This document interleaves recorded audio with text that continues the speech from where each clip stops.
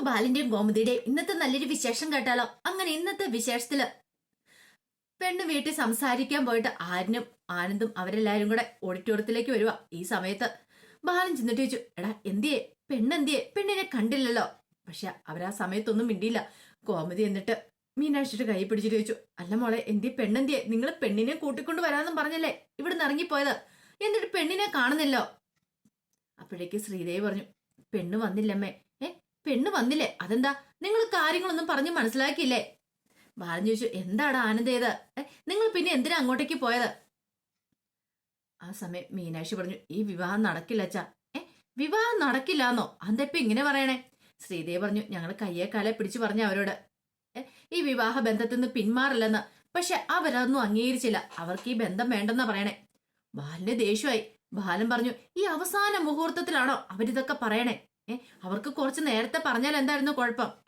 ഇതങ്ങനെ വെറുതെ വിടാൻ ഉദ്ദേശിച്ചിട്ടില്ല. എന്ത് ചെയ്യണമെന്ന് എനിക്കറിയാം. ഇപ്പൊ തന്നെ ചോദിച്ചിട്ട് തന്നെ കാര്യം. അപ്പോഴേക്കും ആനന്ദ് പറഞ്ഞു, വേണ്ടച്ച, ചോദിക്കാനൊന്നും പോണ്ട. പിന്നെ ചോദിക്കാതെ അവരുടെ മനസ്സിൽ എന്തേലും ഉണ്ടെങ്കിൽ അവർക്ക് നേരെ ചൊവ്വേ നേരത്തെ പറയായിരുന്നു. എല്ലാം തയ്യാറാക്കി വെച്ച് ഒടുവിൽ ആ നിശ്ചയത്തിനുള്ള കൃത്യ സമയത്തല്ല വന്ന് പറയണേ. അതിന്റെ ആവശ്യമല്ല. നമ്മളെന്താ അത്ര ആൾക്കാരാണോ? ഇതുപോലെ അവരോടാണെങ്കിൽ ആരെങ്കിലും ചെയ്തെങ്കിൽ അവർക്ക് സഹിക്കാനും ക്ഷമിക്കാനും പറ്റുന്ന കാര്യമാണോ? ഇതെനിക്ക് സഹിക്കാനും പൊറുക്കാനും പറ്റുന്ന കാര്യമില്ല. ഇപ്പൊ തന്നെ ഞാൻ ചെന്ന് ചോദിച്ചിട്ടുള്ളൂ. ആ സമയത്ത് ആര്യം പറഞ്ഞു, വേണ്ടച്ച, ചോദിക്കാനും പറയാനും ഒന്നും പോണ്ട. അല്ല, എന്താ കാര്യം? വിവാഹ നിശ്ചയം മുടങ്ങണമെങ്കിൽ അതിന്റെ പിന്നിൽ വ്യക്തമായ ഒരു കാരണം കാണുമല്ലോ. ഒരു കാര്യമില്ലാതെ അവർ ഈ നിശ്ചയം വേണ്ടെന്ന് വെക്കാൻ കാരണം എന്താ? അതും എന്റെ ധർമ്മനെ പോലെ നല്ലൊരു ചെറുപ്പക്കാരനെ കിട്ടിയിട്ട്. ശ്രീദേവി പറഞ്ഞു, അതിനൊരു കാരണം അവര് പറയുന്നുണ്ട്. കാരണോ? എന്ത് കാരണം? മീനാക്ഷി പറഞ്ഞു, അത് പിന്നെ വെച്ചാ മറ്റൊന്നുമല്ല. കാരണം അല്ല, എന്താ കാരണമെങ്കിൽ നിങ്ങളൊന്ന് തുറന്നു പറ. ഈ വിവാഹം മുടങ്ങിയത് എന്തുകൊണ്ടാ? ഇതിന്റെ പിന്നിൽ ആരാ? ആരെങ്കിലും ഉണ്ടായിട്ടാണോ? ആരെങ്കിലും എന്തേലും പറഞ്ഞിട്ടാണോ? അതെ, ഈ വിവാഹം മുടക്കിയതിന്റെ പിന്നില് മാമന്റെ ചേട്ടന്മാര് തന്നെയാ. അത് കേട്ടതും അവിടെ ഇന്ദിരാമ, ഗോമതി എല്ലാവരും ഒന്ന് ഞെട്ടി. ആര്? ആനന്ദനും അച്യുതനും കാരണമാണ് ഈ വിവാഹം മുടങ്ങിയത്. അതെ, അവര് കാരണം ഈ വിവാഹം മുടങ്ങിയത്. വിശ്വസിക്കാൻ പോലും പറ്റുന്നുണ്ടായിരുന്നില്ല ഇന്ദിരാമയ്ക്ക്. ഇന്ദിരാമയ്ക്ക് ഭയങ്കര ടെൻഷനായി. ആ സമയം ബാലൻ പറഞ്ഞു, അല്ല, അതിന് മാത്രം എന്താ അവര് ചെയ്തേ? കാര്യം എന്താന്ന് അറിഞ്ഞിട്ട് ബാക്കി കാര്യം. അപ്പോഴേക്കും ആര്യം പറഞ്ഞു, അവരവിടെ ചെന്ന് പറഞ്ഞു കൊടുത്തു, മാമന് ആരുമല്ല ഇവിടുത്തെ. മാമന് സ്വത്തും പണമൊന്നും ഇല്ല. മാമൻ വെറും കടയിലെ എടുത്തു കൊടുപ്പക്കാരനാ. അത് മാത്രമല്ല, മാമൻ ഈ വീട്ടിൽ അധികാരം അവകാശമില്ല. ഇന്നല്ലെങ്കിൽ നാളെ ഇവിടുന്ന് ഗോമതി സ്റ്റോഴ്സ് ബാലിന് ഇറക്കി വിട്ടാല് ഇറങ്ങി പോണ്ടവനാണ്. അല്ലാതെ സ്വത്തും പണമൊന്നും ഇവിടുന്ന് കിട്ടാൻ പോകുന്നില്ല. ഇങ്ങനെയൊക്കെ പറഞ്ഞു കൊടുത്തു. സ്വന്തമായിട്ടൊരു വീടോ, എന്തിനേറെ പറയണു, സ്വന്തമായിട്ടൊരു മുറി പോലും കിടക്കാന് ദേവമംഗലത്ത് ധർമ്മമാമൻ ഇല്ലെന്ന്. ഇത് കേട്ടതും ബാലിന് ആകെ പടവ് ഞെട്ടി. ഓഹോ, അപ്പൊ അങ്ങനെയാണല്ലേ കാര്യം? കോമതി പറഞ്ഞു, നിങ്ങൾക്ക് പറയാൻ മേലായിരുന്നോ? അങ്ങനെ ആയിരുന്നില്ല. ധർമ്മൻ അങ്ങനെയല്ല. ധർമ്മൻ ഇവിടുത്തെ എല്ലാമെല്ലാമാണ്. ഞങ്ങളുടെ മൂത്ത മകനാണ്. അതൊക്കെ പറഞ്ഞില്ലേ? അതൊക്കെ പറഞ്ഞുകൊണ്ട് എന്ത് കാര്യമേ? ആ സമയത്ത് അവരൊരു കാര്യം പറഞ്ഞു, വേറെ ആര് വന്ന് പറഞ്ഞാലും ഇത് വിശ്വസിക്കില്ലായിരുന്നു. സ്വന്തം ചേട്ടന്മാര് വന്ന് പറഞ്ഞാൽ പിന്നെ വിശ്വസിക്കാതിരിക്കാൻ പറ്റുമോ? ചേട്ടന്മാർ ഒരിക്കലും അനുജന്റെ വിവാഹം മുടക്കാൻ ശ്രമിക്കില്ലല്ലോ. അവരങ്ങനെ പറഞ്ഞേ. അവർ നോക്കുമ്പോ അവരുടെ ഭാഗത്ത് ന്യായമുണ്ട്. ബാലൻ പറഞ്ഞു, ഗോമതി, നമുക്ക് ഇപ്പൊ തന്നെ അങ്ങോട്ടേക്ക് പോവാം, കാര്യങ്ങളൊക്കെ സംസാരിക്കാം. ഇതങ്ങനെ വെറുതെ വിടാൻ ഉദ്ദേശിച്ചിട്ടില്ല. അത് മാത്രമല്ല, ആ അനന്തനും അച്യുതനും ഇത്രയും നാളും ഞാൻ ഒന്നും മിണ്ടിയിട്ടില്ല. അവനതിന് തക്കതായ മറുപടി കൊടുക്കണം. ആ സമയത്ത് ഗോമതി പറഞ്ഞു, ഞാൻ എന്തൊക്കെ വഴിപാടുകളും നേർച്ചകളും ഒക്കെ നടത്തിയതാ, എന്തൊക്കെ പ്രാർത്ഥനകളായിരുന്നു. എന്റെ ധർമ്മന് വേണ്ടിയിട്ട്, എന്റെ അനുജന് വേണ്ടി ഇത്രയൊക്കെ നടത്തിയിട്ട് ദൈവങ്ങൾ പോലും കണ്ണടച്ചു പോയല്ലോ. ദൈവങ്ങൾക്ക് പോലും മനസാക്ഷി ഇല്ലാതെ പോയല്ലോ. അപ്പോഴേക്കും ഇന്ദിരാമ പറഞ്ഞു, ഇവിടെ ദൈവങ്ങളെ കുറ്റം പറഞ്ഞിട്ട് കാര്യമില്ല ഗോമതി. ഇവിടെ എന്റെ മക്കള് അനന്തനും അച്യുതനാണ് തെറ്റിയതേ. അവരെന്റെ വയറ്റ് വന്ന് പറഞ്ഞല്ലോ. ധർമ്മ, നീ വിഷമിക്കണ്ട. നിന്റെ ചേട്ടന്മാരുടെ സ്വഭാവം നിനക്കറിയാവുന്നതല്ലേ. ഇവിടെ തെറ്റ് ചെയ്തിരിക്കുന്ന നിന്റെ ചേട്ടന്മാരാ. ശരിക്കും അവരെന്റെ വയറ്റ് വന്ന് പറഞ്ഞതാണ് നിന്റെ ഇപ്പോഴത്തെ കഷ്ടകാലത്തിന് കാരണം. അവന്മാരെ പോലുള്ള ദുഷ്ടന്മാര് ഒരിക്കലും ജനിക്കാൻ പോലും പാടില്ലായിരുന്നു. ഇപ്പൊ ഞാൻ അങ്ങനെ ആഗ്രഹിച്ചു പോവാം. ഒരു പെറ്റമ്മയായിട്ട് പോലും എന്റെ മനസ്സിൽ അത്രമാത്രം വിഷമമുണ്ട്. ഈ സമയം ധർമ്മനൊന്നും മിണ്ടിയില്ല. ധർമ്മന്റെ കണ്ണൊക്കെ നിറഞ്ഞു വന്നു. ഇന്ദിരാമ പറഞ്ഞു, എന്നാലും സ്വന്തം അനുജനോട് ഇങ്ങനെ ഈ ചതി ചെയ്യാനായിട്ട് അവർക്ക് എങ്ങനെ തോന്നി? ബാലൻ പറഞ്ഞു, ഇതെന്ത് ചെയ്യണമെന്ന് എനിക്കറിയാം. ഇന്ന് വരെ ഞാൻ അവരോട് കൂടുതൽ വഴക്കനായിട്ടൊന്നും പോയിട്ടില്ല. പക്ഷെ ധർമ്മനെ ഇങ്ങനെ ചെയ്തിട്ടുണ്ടെങ്കിൽ, ധർമ്മന്റെ വിവാഹം മുടക്കിയാല് എനിക്കിത് വെറുതെ കണ്ടും കേട്ട് നിൽക്കാൻ പറ്റില്ല. ഇപ്പൊ തന്നെ ഞാനത് പോയി ചോദിച്ചിട്ടുള്ളൂ. ധർമ്മൻ പറഞ്ഞു, വേണ്ട അളിയ, ഇനി ഇതിന് വലിയൊരു പ്രശ്നം ഉണ്ടാകണ്ട. ഞാൻ കാരണം ഇരു കുടുംബങ്ങളും തമ്മിൽ ഇനിയും വഴക്കാണ്ട. അതേസമയം രാജശ്രീക്ക് സന്തോഷം, വിവാഹം മുടങ്ങിയല്ലോ, രക്ഷപ്പെട്ടെന്നുള്ള ചിന്തയായിരുന്നു രാജശ്രീയുടെ മനസ്സിൽ. ഇനിയിപ്പൊ കാര്യങ്ങളൊക്കെ ഓക്കെ, അല്ലെങ്കിലോ ഗോമതി സ്റ്റോഴ്സ് ബാലിന് അങ്ങനെ അഹങ്കരിച്ച് നിന്നേനെ. പിന്നെ അവിടെ പോയി പ്രശ്നം ഉണ്ടാക്കാൻ പോകുന്ന അറിഞ്ഞു കഴിഞ്ഞപ്പം അനുസരിക്ക് ടെൻഷൻ. ഓ, അലോകിനി ഇനി എന്തെങ്കിലും ചെയ്യുവോ എന്നൊരു ചിന്തയോട് കൂടി അനുസരി രാജശ്രീനെ നോക്കുക.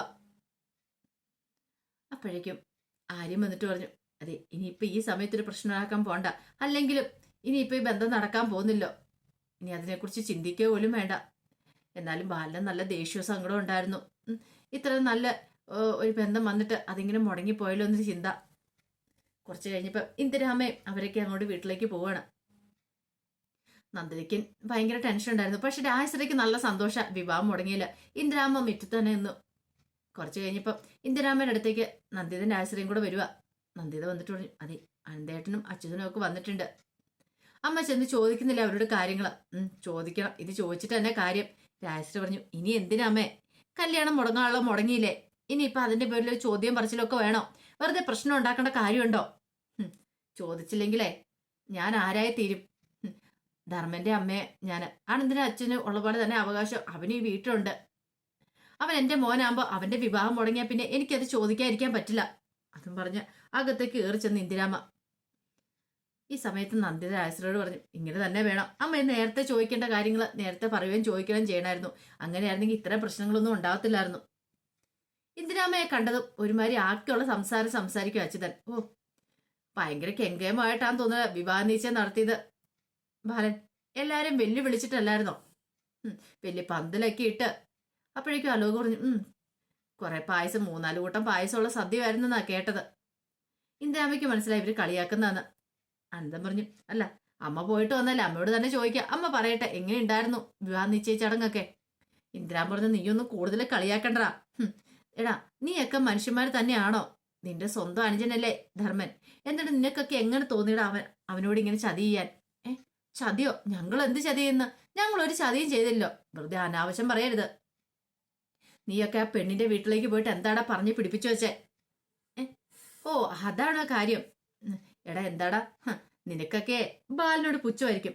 എടാ ഗോമതി സ്റ്റോഴ്സിലെ എടുത്തു കൊടുപ്പക്കാരനാണ് ധർമ്മനെങ്കിലും അവനെ സ്വന്തം മോനെ പോലെ അവര് കരുതുന്നേ. ഓ, സ്വന്തം മോനെ പോലെ കരുതുന്ന പോലും അല്ലെ, സ്വന്തം മോനല്ലല്ലോ. അല്ലെങ്കിലും ധർമ്മൻ എന്തേലും അവര് കൊടുക്കുമെന്ന് തോന്നുന്നുണ്ടോ? ധർമ്മൻ കൃഷ്ണമംഗലത്തിന് ചോരയല്ലേ.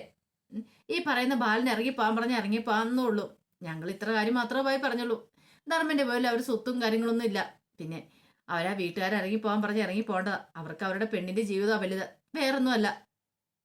ഇത് കേട്ടപ്പം ഇന്ദിരാമ്മ പറഞ്ഞു, എന്നാലും ഇത്ര കടുത്ത തീരുമാനം നീയൊന്നും എടുക്കണ്ടായിരുന്നു. നിനക്കൊക്കെ അസൂയ ഗോമതി സ്റ്റോഴ്സ് ബാലിനോട്, അതായി കാര്യം. എടാ നിന്നെ ഗുണം പറ്റാത്ത കാര്യം മറ്റുള്ളവർ ചെയ്യുമ്പോൾ അതിന്റെ അസൂയ. എൻ്റെ അമ്മേ, അവനോട് ഞങ്ങൾ പറഞ്ഞതാ ഈ ബന്ധത്തിന് പോകണ്ടാന്ന്, ഇങ്ങനെ പോയിട്ടുണ്ടെ മുടക്കൂന്ന്. അപ്പൊ അവൻ കേട്ടില്ല. ഞങ്ങളെ വെല്ലുവിളിക്കുന്ന പോലെ സംസാരിച്ചില്ലേ അവൻ പോയത്. എന്നിട്ട് ഇപ്പൊ എന്തായി? ഇങ്ങനെ നാണം കണ്ട വല്ല കാര്യം ഒന്നും ഉണ്ടായിരുന്നോ? ഇന്ദിരാമ്മ പറഞ്ഞു, അവന് എന്റെ മകൻ തന്നെയാ. നീയൊക്കെ കണ്ടോടാ, ഇതിനേക്കാളും നല്ലൊരു ബന്ധം ഗോമതി സ്റ്റോഴ്സ് ബാലിന് അവന് കണ്ടെത്തി കൊടുക്കും. നിന്റെ ഒന്നും കയ്യിലിപ്പോ ഒരിക്കലും ശരിയാകത്തില്ലടാ. പിന്നെ നിന്നെപ്പോലെ ഉള്ള ദുഷ്ടന്മാര് ചേട്ടനുള്ളിടത്തോളം കാലം ഈ കുടുംബത്തിൽ നല്ല ഒരിക്കലും ഒരിടത്തും ഗതി കിട്ടാനും പോകുന്നില്ല. നീയൊക്കെ എന്താ വിചാരിച്ചോണ്ടിരിക്കണേ? ഒരു കാര്യം ഞാൻ പറഞ്ഞേക്കാം, ഇനി മേലാൽ ഇതുപോലെ പരിപാടിയായിട്ട് ഇറങ്ങിയിട്ടുണ്ടല്ലോ, എന്റെ മക്കളാന്ന് പോലും ഞാൻ നോക്കില്ല, എന്ത് ചെയ്യുന്ന പോലും എനിക്കറിയില്ല. അതും പറഞ്ഞ് ദേഷ്യപ്പെട്ട് അങ്ങോട്ട് കയറിപ്പോയി ഇന്ദിരാമ്മ. അലോക് പറഞ്ഞു, മുത്തശ്ശി ഇങ്ങനെയൊക്കെ ചാടിക്കിടിക്കുക വെച്ചാ നല്ല സന്തോഷമുള്ള കാര്യമല്ല ഇത് സംഭവിച്ചിരിക്കണേ. ഇനി ഒരു കാരണവശാലും ആ ഗോമതി സ്റ്റോഴ്സ് ബാലൻ തല പൊക്കരുത്. ഇതേ സമയം കൃഷ്ണമംഗലത്ത് ദേവമംഗലത്ത് എല്ലാരും ഭയങ്കര സങ്കടത്തിലാണ്. ധർമ്മനെ എങ്ങനെ ആശ്വസിപ്പിക്കണമെന്ന് അവർക്കറിയത്തില്ല. കാരണം ഒത്തിരി പ്രതീക്ഷയോടെ കാത്തിരുന്നിട്ടൊരു ബന്ധം വന്നാണല്ലോ. ധർമ്മന്റെ മനസ്സിൽ അമ്മ പറഞ്ഞ കാര്യങ്ങളൊക്കെ ആയിരുന്നു ഇന്ദിരാമ്മ. എന്നാലും നീ എന്റെ വയറ്റിൽ വന്ന് പറഞ്ഞല്ലോടെ മോനെ, ശരിക്കും നീ ചേട്ടന്മാരെ അനുജനായിട്ട് ജനിക്കേണ്ടിയിരുന്നില്ല, അതുകൊണ്ടല്ല നിന്റെ ജീവിതം ഇങ്ങനെയായി തീർന്നേ. അതൊക്കെ ഓർത്തപ്പോ ധർമ്മന്റെ സങ്കടം. അപ്പോഴേക്കോ ആര്യം പറഞ്ഞു, അച്ഛാ ഇതിന് നമുക്ക് പ്രതികാരം ചെയ്യണ്ടേ? പ്രതികാരം ചെയ്യാതിരുന്നിട്ട് കാര്യമില്ല, ഇത് നമ്മൾ ചോദിക്കുക തന്നെ ചെയ്യണം. ഗോമതി പറഞ്ഞു, അത് ശരിയാ ബാലേട്ട, എനിക്കും തോന്നുന്നുണ്ട്. നമ്മൾ എത്രയും കണ്ടാ സഹിച്ച് ക്ഷമിച്ച് മുന്നോട്ട് പോകുന്നേ, ഇതങ്ങനെ വെറുതെ വിടാൻ പാടില്ല. ആ സമയത്ത് ആര്യം പറഞ്ഞു, അതെ ഒരു കാര്യം ചെയ്യാം, ഞങ്ങൾ ഇതുമായിട്ട് മുന്നോട്ടിറക്കിക്കോളാം. അച്ഛൻ അവിടെ ഇരുന്നാൽ മാത്രം മതി, എന്ത് വേണമെന്ന് പറഞ്ഞാൽ മാത്രം മതി. അപ്പോഴേക്കും ധർമ്മം വന്നിട്ട് പറഞ്ഞു, വേണ്ട, ഇനി ഇതിന്റെ പേരിൽ ഒരു പ്രശ്നമൊന്നും ഉണ്ടാകാൻ പോണ്ട. എന്തിനാ പ്രശ്നം ഉണ്ടാക്കുന്നേ? പ്രശ്നം ഉണ്ടാക്കിയിട്ടും കാര്യമില്ലല്ലോ. ബാലൻ പറഞ്ഞു, സാരമില്ലട മോനെ, നിനക്ക് വേണ്ടിയിട്ട് ഞാൻ നല്ലൊരു ആലോചന കൊണ്ടുവരും. ഇതിനേക്കാൾ നല്ലൊരു പെൺകുട്ടിയെ കൊണ്ടുവരും. ആ പെൺകുട്ടിയുമായിട്ട് നിന്റെ വിവാഹം നടത്തുക തന്നെ ചെയ്യും. അപ്പോഴേക്കും ആകാശ് പറഞ്ഞു, ഒരു കണക്കിന് ഈ വിവാഹബന്ധം മാറിപ്പോയത് നല്ലതാ. കാരണം എന്താ, വല്ലവരും പറയുന്നത് കേട്ടിട്ട് ഇതൊക്കെ വിശ്വസിച്ച ഈ കുടുംബത്തിലേക്ക് ധർമ്മമാമനെ പോലെ നല്ലൊരാളിന്റെ ഭാര്യയാവാനായിട്ട് ആ പെങ്കുച്ചിനെ പറഞ്ഞു വിട്ടില്ല. പക്ഷെ അത് അവരുടെ പിടിപ്പുകേട് തന്നെയാണ്. മാമൻ എത്ര നല്ലവനാന്നുള്ള കാര്യം നമുക്കറിയാം. അത് ആ പെങ്കൊച്ചിന്റെ ആ വീട്ടുകാരുടെ നഷ്ടം തന്നെയാ മാമനെ പോലെ ചെറുപ്പക്കാരനെ കിട്ടാത്തത്. അത് മാത്രമാണോ ഒന്ന് ആലോചിച്ച് നോക്കിയേ. ആരെങ്കിലും എന്തെങ്കിലും പറഞ്ഞ ഉടനെ അതൊക്കെ വിശ്വസിച്ച് അങ്ങനെ ഇരിക്കുന്ന വീട്ടുകാരാണെങ്കിൽ ഈ ബന്ധം നടന്നാലും നമുക്കൊരിക്കലും സ്വസ്ഥത സമാധാനം കിട്ടാൻ പോകുന്നില്ല. അതിനേക്കാളും നല്ലത് ഈ ബന്ധം നടക്കാതിരിക്കുന്നതല്ല. വിവാഹ നിശ്ചയത്തിന് മുമ്പ് കാര്യങ്ങളൊക്കെ അറിഞ്ഞല്ലോ. മാമൻ എന്തായാലും തലയുരിയില്ലോ. ആ പെൺകുട്ടി ഇങ്ങോട്ട് വന്നാലും ഒരു നല്ല ജീവിതം ഒരിക്കലും കിട്ടാൻ പോകുന്നില്ല ഈ കുടുംബത്തിലുള്ളവർക്ക്. അതെ, മാമനാണെങ്കിൽ ശരി, കിട്ടാൻ പോണില്ല. കാരണം അവരുടെ വീട്ടുകാർ തന്നെയാ. അല്ലെങ്കിൽ ഇപ്പൊ ഇങ്ങനെയുള്ള പ്രശ്നങ്ങൾ ഉണ്ടാവുമായിരുന്നോ? അനുജന്റെ വിവാഹം മുടക്കാനായിട്ട് ചേട്ടന്മാർ പോയി കണ്ട കാര്യങ്ങളൊക്കെ പറഞ്ഞു കൊടുത്തു. വേണ്ടാത്തതും വേണ്ടുന്നതായ കാര്യങ്ങളെല്ലാം പറഞ്ഞു കൊടുത്തു. എന്നിട്ട് വിവാഹം മുടക്കി. ഒടുവിൽ കണ്ടില്ലേ? ഇത് കേട്ടപ്പം ഗോമതി, നീ പറഞ്ഞ് ശരിയാ ആകാശെ, 100% ശരിയാ. ഈ ബന്ധം മുടങ്ങി പോകുന്നത് തന്നെ നല്ലത്. ഒരുപക്ഷെ നാളെ എന്തെങ്കിലും ഒരു പ്രശ്നം ഉണ്ടായിരുന്നെങ്കിലോ, കല്യാണം കഴിഞ്ഞിട്ടാ ഉണ്ടാകുന്നെങ്കിലോ, പിന്നെ ചിന്തിക്കാൻ പറ്റുന്ന കാര്യമാണ് നമുക്ക്. അപ്പോഴേക്കും മിത്ര പറഞ്ഞു, എന്തൊക്കെയാണെങ്കിലും ചെറിയ ചെറിയ ചേട്ടന്മാരല്ലേ, ഇങ്ങനെ ചെയ്യാൻ പാടില്ലായിരുന്നു. നല്ലൊരു ജീവിതം ചെറിയച്ഛനെ കിട്ടിക്കഴിയുമ്പോൾ അത് വഴിമുടക്കി അല്ലെങ്കിൽ തട്ടിമുടക്കി വിടാനായിട്ട് പാടില്ലായിരുന്നു. ധർമ്മൻ, സാരമില്ല, പോട്ടെ മോളെ, ഇനി ഇതിന്റെ പേരിലൊരു പ്രശ്നം വേണ്ട. നമ്മൾ ഇനിയിപ്പം ഇതൊരു ഇഷ്യൂ ആയിട്ട് എടുക്കാനും പോണ്ട. ബാലൻ പറഞ്ഞു, എന്ത് ചെയ്യാനാ, നീ പറഞ്ഞുകൊണ്ട് മാത്രമാ ധർമ്മ, അല്ല ഞാൻ കാണിച്ചു കൊടുക്കായിരുന്നു ഈ ഗോമതി സ്റ്റോഴ്സ് ബാലൻ ആരാന്ന്. ഒന്നിനെ ഞാൻ വെറുതെ വിടില്ലായിരുന്നു. പക്ഷെ എന്നാലും ഇത് ഞാൻ വെറുതെ വിടാൻ പോകുന്നില്ല. തല്ലുവടിയൊന്നും അല്ല ഞാൻ കൊടുക്കാൻ പോകുന്നത്. ഇതിനുള്ള പ്രതികാരം ഞാൻ ചെയ്യാൻ പോവാ. ഗോമതി വെച്ച്, എന്താ ബാലേട്ടാ അത്? അതൊക്കെ എൻ്റെ മനസ്സിലുണ്ട്. അതും പറഞ്ഞ് ബാലനെ അങ്ങോട്ട് എഴുന്നേറ്റ് പോവാ. അപ്പൊ അതിന്റെ വിശേഷങ്ങളൊക്കെയാണ് കാണുന്നത്. ഇതിന്റെ ബാക്കി വിശേഷങ്ങളുമായിട്ട് വൈകുന്നേരത്തെ പ്രമോയി വരാട്ടോ. ഒരിക്കൽ കൂടി എല്ലാവർക്കും ശുഭദിനം നേർന്നുകൊണ്ട് നിർത്തുന്നു.